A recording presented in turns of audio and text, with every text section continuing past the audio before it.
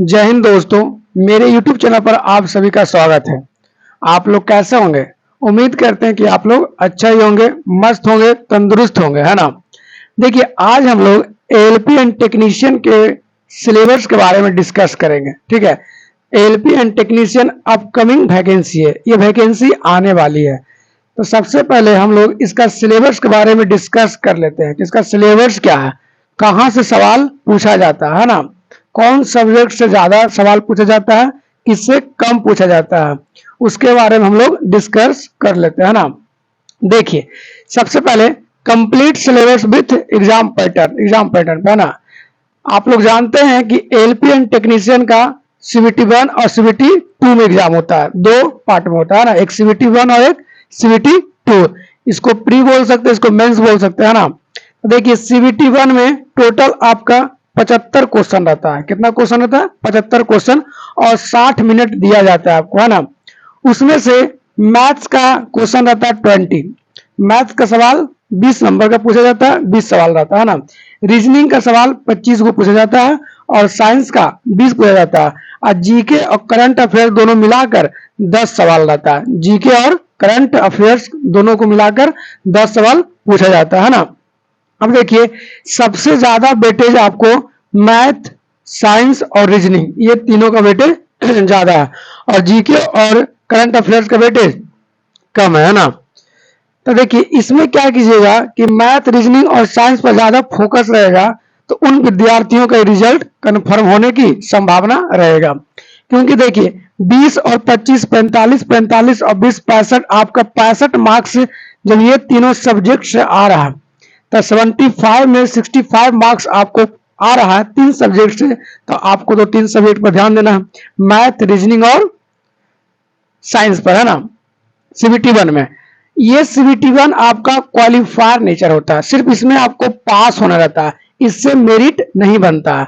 इसमें सीबीटी 1 सिर्फ आपको पास करना है। इसमें आप 75 है 75 ले लीजिए, कोई दिक्कत नहीं है, 75 ले आइए, उसमें कोई दिक्कत नहीं है ना। आप इसमें क्या, यूआर के लिए 40% लाना जरूरी है, तभी आप पास कर सकते हैं।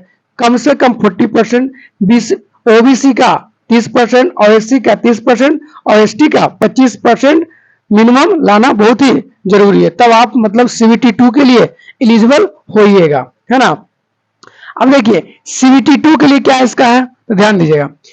इस सीबीटी 2 को दो पार्ट में बांट दिया गया है, एक पार्ट ए और एक पार्ट बी।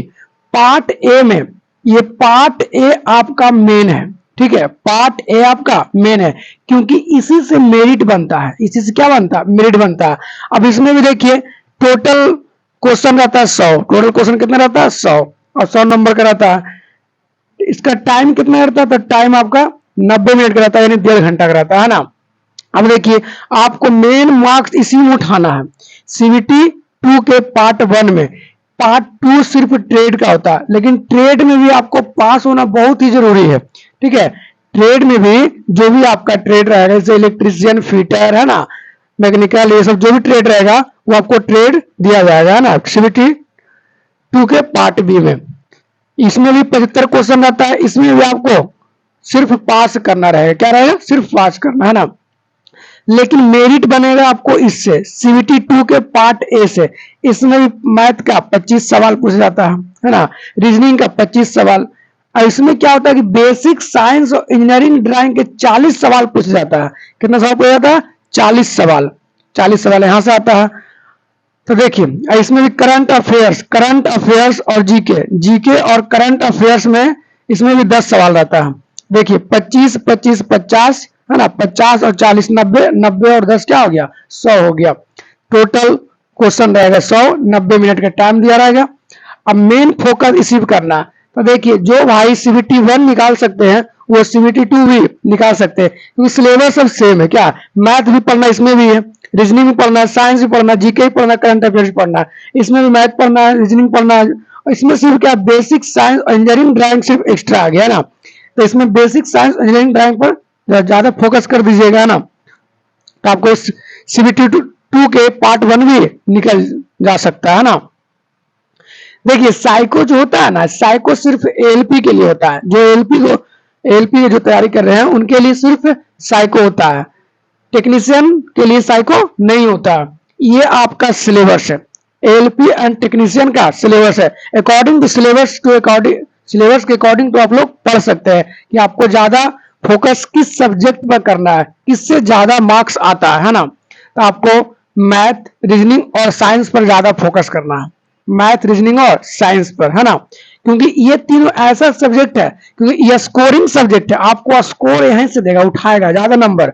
मैथ्स कंप्लीट कीजिए, रीजनिंग कंप्लीट कीजिए, साइंस कंप्लीट कीजिए और जीके करंट अफेयर्स भी कम ध्यान दीजिएगा ना, उससे भी कोई दिक्कत नहीं होगा, है ना। लेकिन 3 सब्जेक्ट आपको एकदम उस पर पकड़ बनाना है। और वीडियो अच्छा लगेगा तो वीडियो को लाइक जरूर कीजिएगा और चैनल पर नए हैं तो चैनल को सब्सक्राइब भी जरूर कीजिएगा। मिलेंगे हम लोग नेक्स्ट वीडियो में। Bye bye.